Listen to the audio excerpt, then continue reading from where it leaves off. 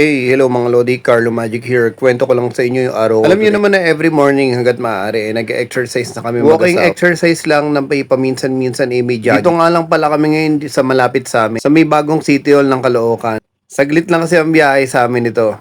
Nagandahan na rin kasi ako dito kasi bukod sa malapit, maganda na rin yung lugar. May playground, at meron na rin palang pickleball court kung naglalaro ka ng pickleball. Isa nga rin pala sa nagustuhan ko dito ay pantay lang yung pinakalapag niya, yung pinakadaanan niya. Kaya para sa akin napakadali mag-walking dito, kahit maiksi lang yung ikutan mo. Kahit mag-cellphone ka habang naglalakad, hindi ka madadapa. Gusto ko na rin yung ambience kasi maraming puno at maraming halaman. Kaya nakaka-relax na rin pag pumunta ka dito. Tuwing umaga rin pala, meron silang libreng pasumba dito. Kaya pwede ka rin pumasyal dito kung mahilig ka magsumba. At syempre, sira na naman ang exercise mo kasi marami rin kainan dito. Sa likod nga lang pala to ng New City Hall ng Caloocan City kaya madaling puntahan. At higit sa lahat, kaya gustong gusto ko rito ay kompleto rin. May McDonald's, na pwede ka mag-breakfast. O kaya naman, kung ayaw mo na McDonald's, meron ding Starbucks.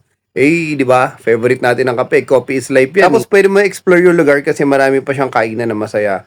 So, kung nagtatanong kayo, bakit nga ba ako nag-exercise? Target ko nga pala bumalik yung 6-pack abs ko. Kasi feeling ko sa ganitong edad ko, nagkakaroon na ako ng beer. At balik nga pala tayo sa pagkain. Ayun, nagwagi ang Jollibee. Kaya Jollibee is life kami. Kumain na lang kami ng Jollibee at syempre hindi nawala yung paborito naming sinangag, kape at syempre yung masarap na hot choco. Yun lang.